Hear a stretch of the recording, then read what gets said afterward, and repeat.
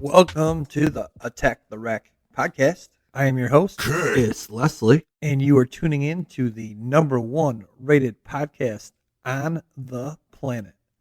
Brought to you by Get to Two Media.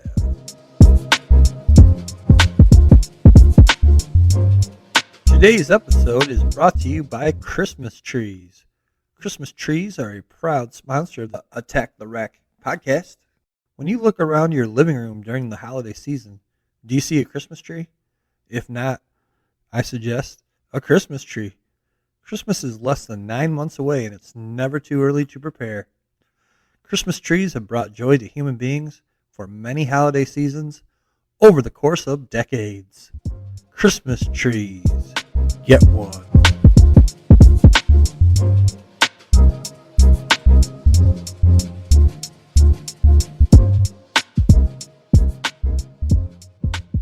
All right, welcome to the Attack the Rack podcast, brought to you by Get to Two Media. We have a great show today.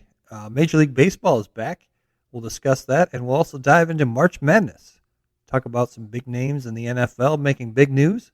Plus, the Jussie Smolett sentence was recently handed down. We'll also talk about why CNN is failing. So, March Madness is finally here. But before we get into it, if you would do me a huge favor, if you're listening to this on YouTube, could you please subscribe to my channel? Also, please hit the notification bell so that you'll know every time I upload new content. Please also like it, share it, and give me a comment. This will all help me grow my channel. If you're listening on a different platform, please follow my show, like it, and comment. Thank you.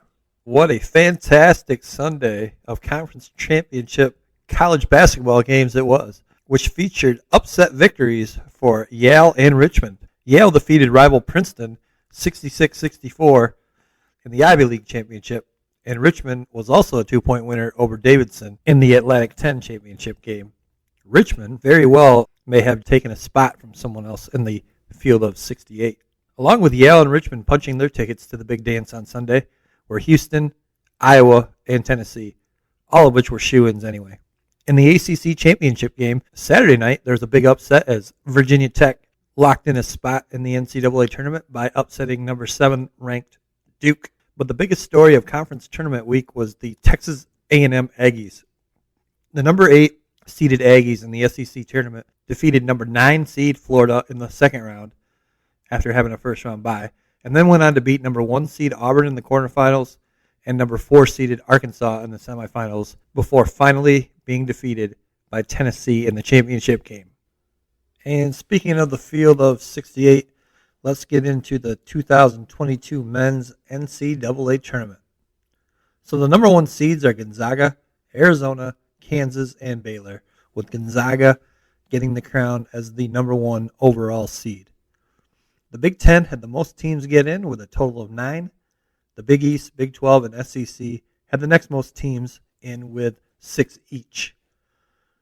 And one of the Big Ten teams that got in was Michigan. This is a team that many people were expecting not to make the field. However, the committee felt so highly of Michigan that they were not even one of the last 4 in. The last 4 teams are Indiana and Rutgers from the Big Ten, along with Notre Dame and Wyoming. The first 4 out, ranked in order, are Dayton, Oklahoma, SMU, and Texas A&M. I mentioned Yale defeating Princeton earlier. That loss cost Princeton a spot as they had no chance without holding court with their number 1 seed in the Ivy League tournament. A couple other interesting things to note before I start looking at some of the matchups.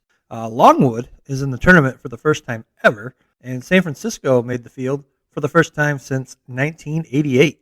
Also of note, this of course will be Duke head coach Mike Krzyzewski's last tournament ride as he is retiring at the conclusion of the season. All right, so let's start with the West region where Gonzaga is the number 1 seed. I actually see a few upsets here. I could see number 13 Vermont taking down number 4 seed Arkansas for 1. I also think 11 seed Rutgers will beat Notre Dame in their first 4 game before upsetting number 6 seed Alabama in round 1. I also can see 10 seed Davidson and Michigan State transfer Foster Lawyer destroying the number 7 seed Spartans. That'll be a interesting game. I really don't think Gonzaga should have any trouble winning out in this bracket and making it to the Final Four. All right, in the South region, Arizona was awarded the number 1 seed. I think Michigan will dominate this portion of the bracket and will make it to the Final Four. A first-round upset I like in the South, other than number 11 seed Michigan over 6 seed Colorado State, is 10 seed Loyola Chicago over 7 seed Ohio State. In the East region, the only first-round upset I'm really looking at possibly taking is 12 seed Indiana over 5 seed St. Mary's, and that would be after Indiana would defeat Wyoming in their first 4 games. I like defending champ Baylor to come out of this region to go to the Final Four. And last but not least, the Midwest. In the Midwest, I do see a few possible upsets. In a major upset, I like 13 seed South Dakota State over 4 seed Providence. I also could see 11 seed Iowa State beating 6 seed LSU and 10 seed Miami upsetting 7 seed USC. And I will take Auburn to make the Final Four out of this bracket. So my Final Four is looking like Gonzaga, Michigan, Baylor, and Auburn, with Michigan throttling Gonzaga in the national championship game after Gonzaga gets revenge over Baylor from last year's national championship game in their Final Four matchup. All right, so the tournament kicks off Tuesday with 2 first 4 games. We got 16 seeds Texas A&M, Corpus Christi, and Texas Southern battling out, along with 12 seeds Indiana and Wyoming. First 4 games then continue on Wednesday with 16 seeds Bryant and Wright State playing, and also 11 seeds Notre Dame and Rutgers. So let's let the madness begin, let the debating begin, and enjoy the next 3 weeks of some great college basketball. All right, I'm going to take a quick break and be right back with more of the Attack the Rack podcast.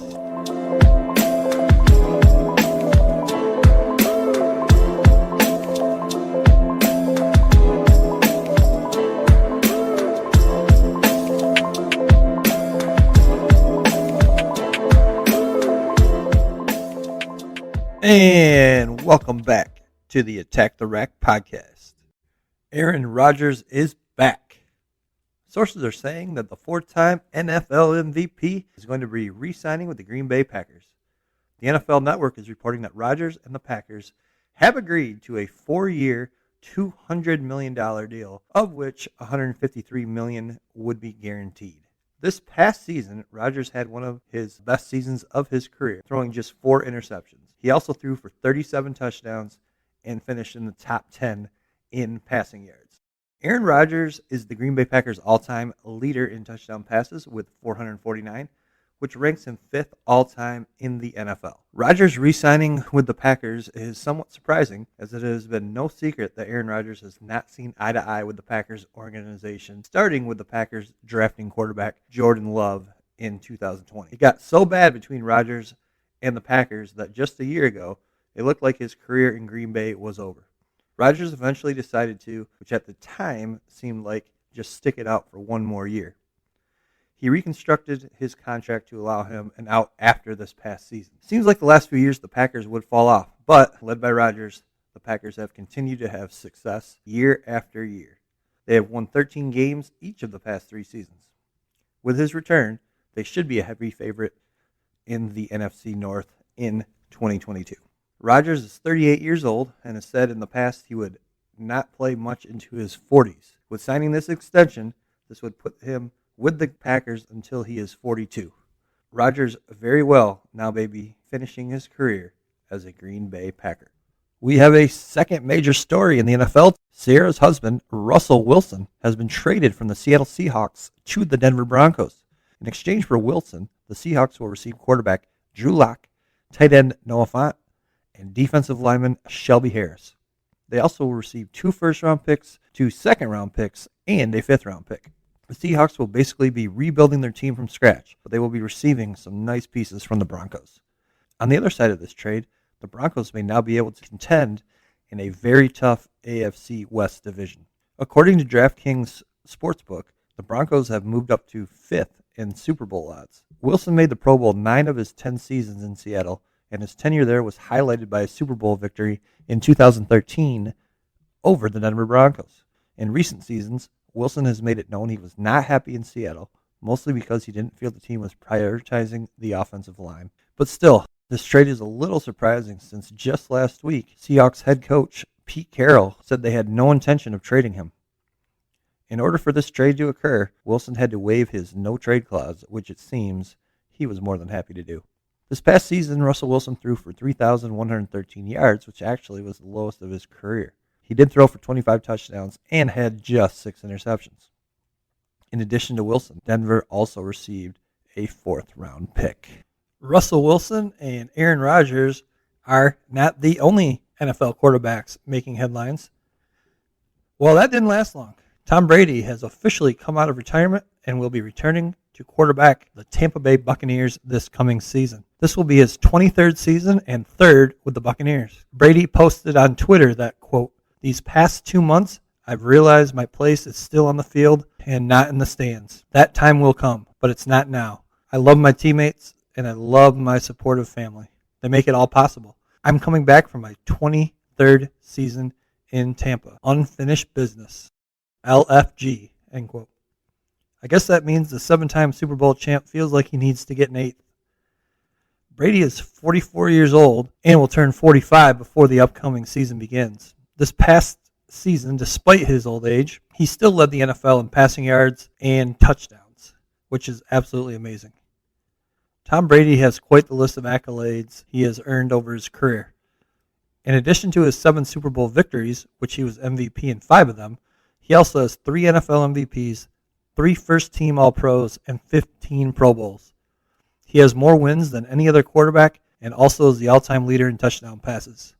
His 84,520 passing yards rank first all-time as well. The Buccaneers certainly now have to be a favorite, if not the favorite, to win the NFC. In addition to his past 2 seasons as a Tampa Bay Buccaneer, Brady spent 20 seasons with the New England Patriots, where he won 6 Super Bowls. Brady's retirement lasted just 40 days. In other quarterback news, the Minnesota Vikings have extended Kirk Cousins' contract 1 year. The added year is worth $35 million. Cousins now is signed through the 2023 season.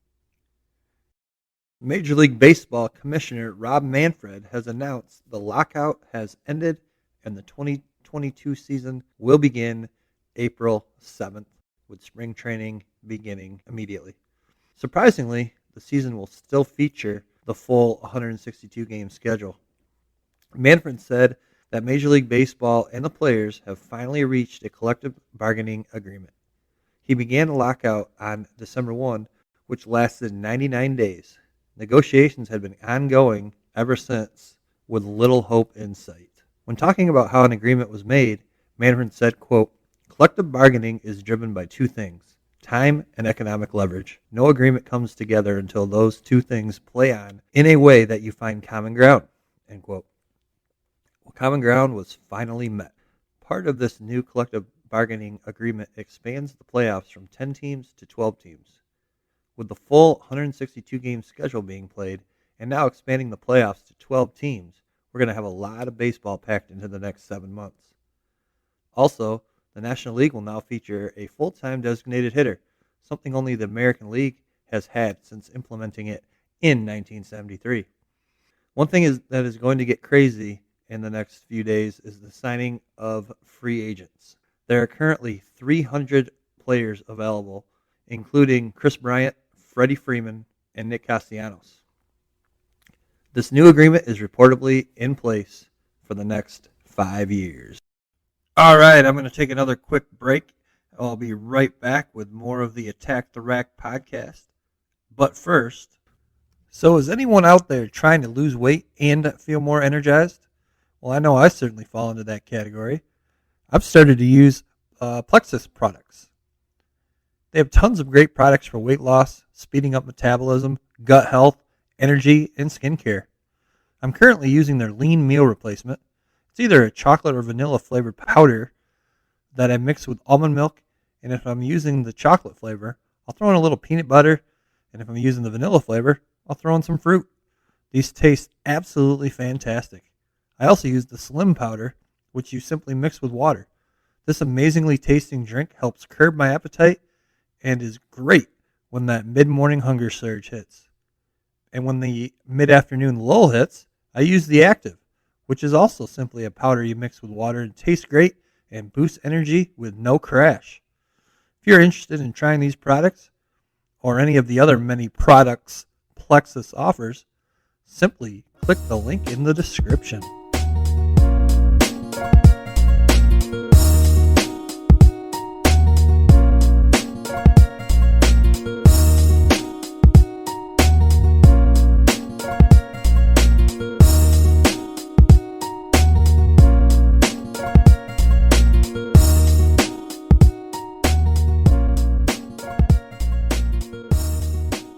Alright, so there's rumors swirling that the top execs of CNN are considering changing the network's format back to news. Remember when CNN was the most trusted name in news? Well, I don't remember that either, but at least they reported some news. The network now has shifted to all opinion editorial shows, and the ratings are in the dumps. I actually do enjoy these types of shows when the hosts are honest. So back in November, Chris Cuomo, one of the primetime hosts, was fired for aiding his brother Andrew as he attempted to clear his name of several sexual harassment accusations.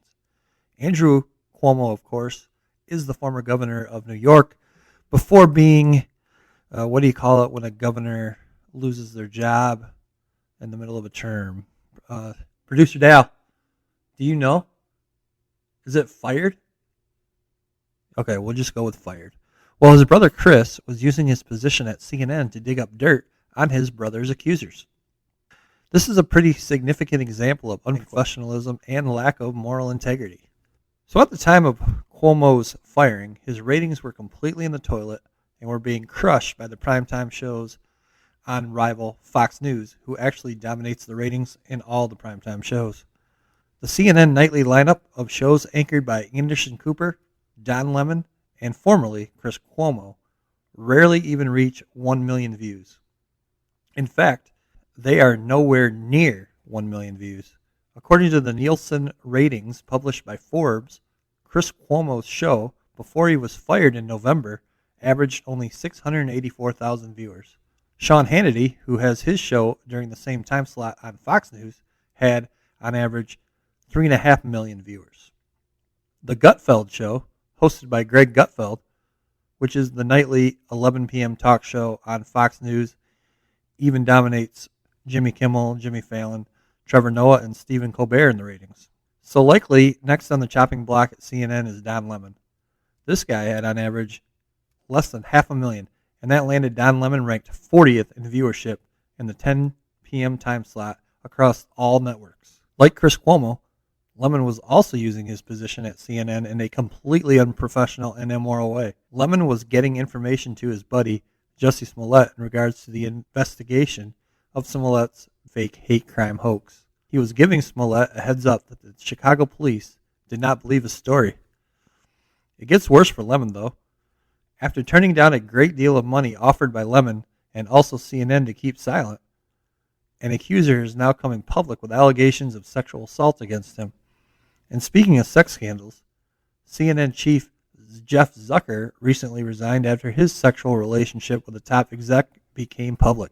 So back in November, when things really started to fall apart for CNN, their ratings as a whole were down 77% since the prior November. Yes, 77%. Their average number of viewers this past November was 654,000, compared to 2.6 million over on Fox News. Fox News is the highest rated network in all of cable TV. And I'm not saying Fox News is always 100% truthful, but certainly neither is CNN, and that is reflected in the ratings. The ratings don't lie. Both networks are full of shows where hosts give their opinions, which, again, can be very entertaining. Nothing wrong with it as long as those hosts are being truthful. Certainly, one of the networks has their agenda that they push, the other has theirs. You know what? The best way to get your news is to hop on social media. Just kidding. And speaking of Jussie Smollett, he received his sentence for his fake hate crime hoax and lying to police on Thursday. Back in January of 2019, Smolett claimed that two men wearing MAGA hats chased him down and physically assaulted him while yelling, "This is MAGA country." Smolett claimed the attack was racially motivated and also claimed he was a target because he is gay. He claimed the men wrapped a noose around his neck and doused him with bleach. From the moment Smolett made these claims, most knew immediately it was completely made up. He claimed the incident occurred at 2 a.m. on one of the coldest Chicago nights of the year. He said he was out grabbing a Subway sandwich when the men attacked him. So Smolett made the entire thing up, actually hiring 2 friends to literally beat him up to make it seem more realistic. Many wondered if the judge would throw the book at him or show some leniency. Well, the judge threw the book at him, sentencing him to 150 days in jail and a $25,000 fine, along with a bill of restitution of $120,000. And yet, when Smolett spoke after the sentencing, he still claimed his innocence. Well, that will do it for episode 1. I really appreciate each and every one of you for tuning in. Again, if you could help me out by quick subscribing to my channel, hit the notification bell, and then like and leave a comment. And if you want, share it. I would greatly appreciate it. If you're interested in possibly being a sponsor for the show, please shoot an email over to get233@gmail.com. That's GET, the number 2, TWO, the number 33@gmail.com. Again, that's get233@gmail.com. Also, if you have any questions or concerns about the episode, feel free to send an email as well. Maybe I'll read them, maybe I won't. But if you're looking to possibly be a sponsor, I'll definitely read those. Just put sponsor in the subject. And on my way out, I have a few thank yous. First, as always, thank you to my producer, Dal. And then I would also like to thank Isaiah Zeke Thomas, Joe Dumars, Dennis Worm Rodman, James Buddha Edwards, Bill Lambier, John Spider Sally, Vinny the Microwave Johnson, and Chuck Daly. Have a great day, everybody. And you know what? That was just the beginning.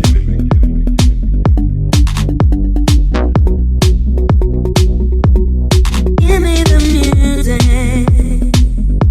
Just give me the music.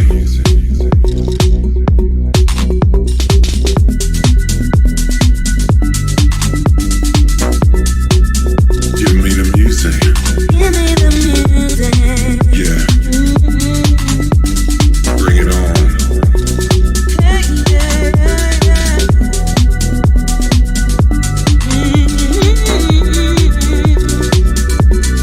Give me the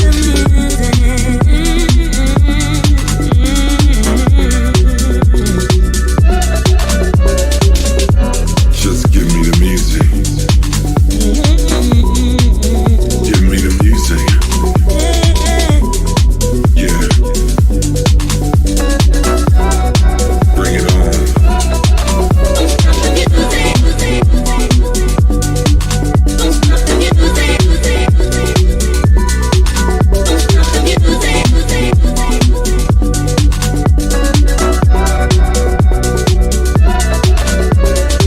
Yeah, I remember back in the day, you know, when these people across the street, I think their names was the Joneses, you know, they used to play Sam and Dave all day long.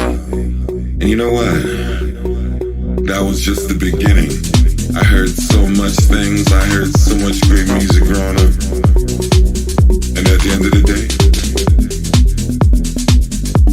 just give me the music. music.